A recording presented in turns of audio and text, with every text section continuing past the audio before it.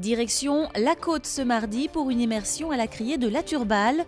Menacée de fermeture en 2010, elle a décidé de mutualiser son activité avec sa voisine du Croisic. Et depuis, tout va mieux.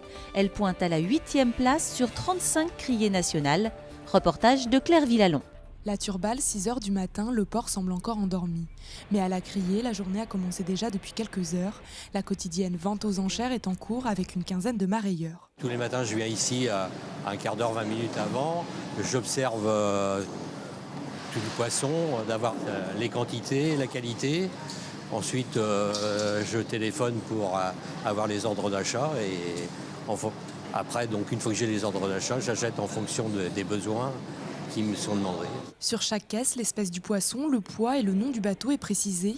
Des informations indispensables pour les marailleurs. C'est grâce à un boîtier électronique qu'ils font monter les enchères. Et ce matin-là, la pêche a été bonne. On avait à peu près 60 tonnes de poissons qui sont arrivés dans la nuit, qui ont été enregistrés dans nos systèmes de vente informatique et qui donc ont été présentés aux acheteurs et vendus lot par lot. Depuis 2011, les criées de la Turballe et du Croisic connaissent un nouvel essor grâce à la création de la Société anonyme d'économie mixte. Je pense qu'on a bénéficié à la fois d'un modèle de gestion sous forme de complémentarité et de mutualisation. Ça a été un des atouts. Autre atout a été l'ouverture des ventes par Internet, c'est-à-dire qu'on a pu faire venir sous criée de nouveaux acheteurs. Donc ça a créé de l'émulation auprès des marailleurs, mais du coup ça a rendu les criées plus attractives et ça a incité les pêcheurs également à revenir dans leur port.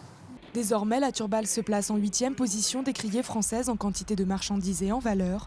En 2016, ce sont près de 11 300 tonnes de poissons qui ont été débarquées pour un montant de 41 millions d'euros.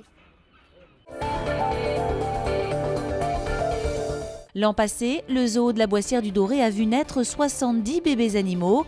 2017 commence très fort avec une naissance exceptionnelle, celle d'un petit ours en catimini. La grossesse et la mise bas se sont faits à l'abri des regards. Le personnel du zoo a découvert la petite boule de poil il y a quelques jours à la sortie de l'hivernation de sa maman. Éric Egon. Frisquette, Ursus et le zoo de la Boissière du Doré sont heureux de vous faire part de la naissance d'un joli petit ourson. Le bébé de 6 ou 8 semaines se porte comme un charme. Il est apparu dans les pattes de sa maman lorsqu'elle sortait de sa tanière à la fin de l'hivernation. Une belle surprise pour les soigneurs du parc qui ne s'y attendaient pas. C'est totalement la surprise pour nous parce que notre mâle est très âgé, quand même 32 ans, c'est très important pour un ours brun. Donc on n'imaginait pas qu'il se passe grand-chose finalement. Et puis la bonne surprise a été que finalement il s'est passé quelque chose et surtout que Frisquette, malgré le fait que ce soit son premier petit, a un comportement maternel très développé et s'en occupe parfaitement bien.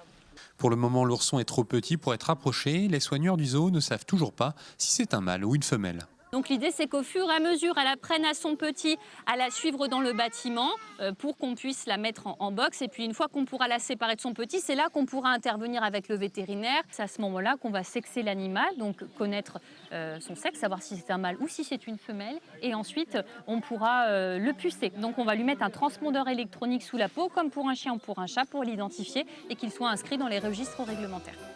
C'est minuscule quand on voit les parents à côté, c'est toujours surprenant, mais c'est adorable. Hein.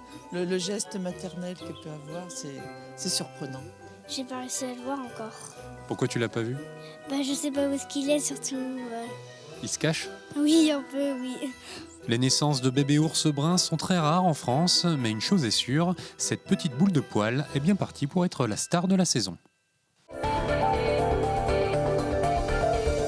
Aux origines du surréalisme, cendres de nos rêves, c'est la nouvelle exposition au Château des Ducs, à Nantes, jusqu'au 28 mai.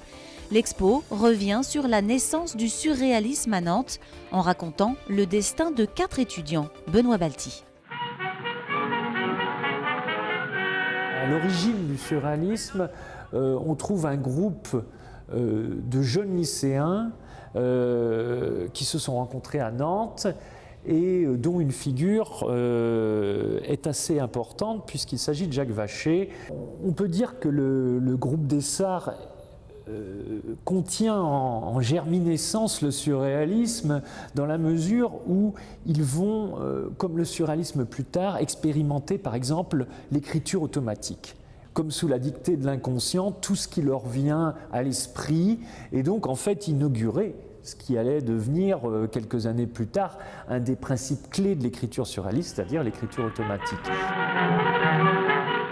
Mais il y a aussi cette manière de porter la révolte. Une révolte teintée d'anarchisme, teintée d'antimilitarisme, une volonté d'émancipation. Le moment qui va être vraiment capital, c'est un moment de transmission. C'est-à-dire que Jacques Vacher va transmettre à André Breton l'héritage des Sarres, l'héritage de leur groupe. Et cette rencontre, elle se produit à l'hôpital de Nantes, actuel lycée Guisteau. Ce moment va être une vraie épiphanie pour André Breton. Il va être subjugué par Vacher. Breton publiera plus tard une anthologie de l'humour noir, et dans cette anthologie, Jacques Vacher y aura une grande place.